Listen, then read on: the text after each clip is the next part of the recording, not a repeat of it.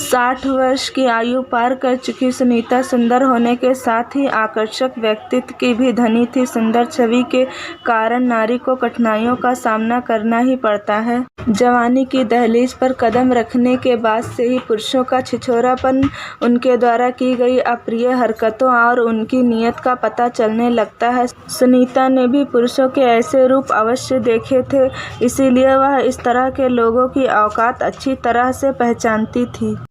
अब तो वह दादी नानी बन चुकी थी। नाती पोतों वाली सुनीता अब अपने आप को पूरी तरह सुरक्षित समझती थी। दिखने में वह अभी भी अपनी उम्र से काफ़ी कम लगती थी। गाढ़ा हुआ सुंदर शरीर, उसकी चाल ढाल उसकी जवानी का दर्पण दिखाते थे। सुबह टहलने के लिए नित्य ही जाने वाली सुनीता यह महसूस कर रही थी कि कुछ दिनों से एक बुजुर्ग जानबूझकर बार बार उसी रास्ते से अपनी साइकिल से गुजरता है जहाँ से वह जाती है। जवानी के दिनों में तो हर लड़की इस तरह की घटनाओं का शिकार होती है, उनसे जूझती रहती है। सुनीता ने कभी कल्पना भी नहीं की थी कि उम्र के इस पड़ाव पर ऐसे भी लोग होते हैं जो वृद्धावस्था आने तक भी छिछोरेपन से बाज नहीं आते हैं और जवानी की बचकानी हरकतों को इस उम्र में भी दोहराते हैं। सुनीता ने अपने पति से कहा, अजय, क्या महिलाएं किसी भी उम्र में सुरक्षित नहीं हैं? कितना अजीब लगता है और कितना दुख होता है इस आयु के साथ इस तरह की हरकतें देखकर। क्या संस्कार दिए होंगे उसने अपने परिवार को, खास तौर पर अपने बेटे को। अजय ने बीच में ही टोका, क्या हुआ सुनीता, ऐसी बातें क्यों कर रही हो तुम?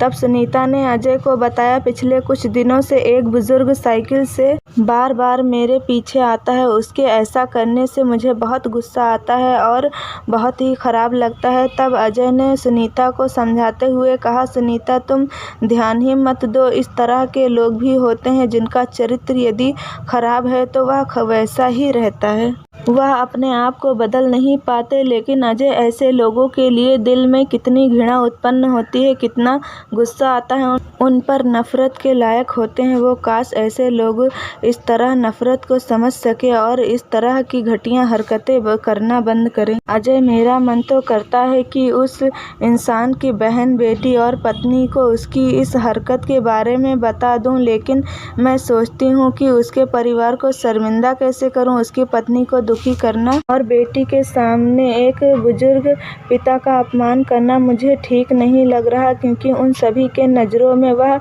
उनका हीरो है।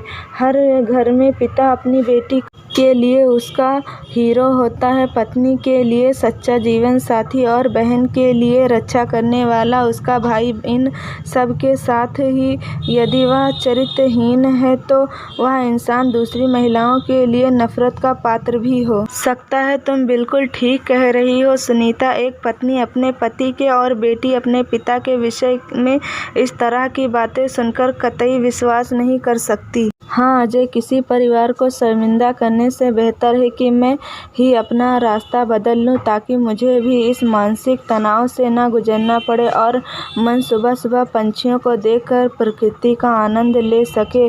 तब सुनीता को वह पुराने दिन याद आ गए जब वह सहेलियों के साथ ऐसी अप्रिय घटनाओं का शिकार हो जाया करती थी और अपना रास्ता बदल दिया करती थी। आज इस उम्र में भी रास्ता बदलना पड़ेगा, ऐसा तो सुनीता ने कभी सोचा न था। कहानी आपको कैसी लगी कमेंट करके ज़रूर बताइएगा। मिलते हैं अगली किसी नई कहानी के साथ, तब तक के लिए अल्लाह हाफिज़।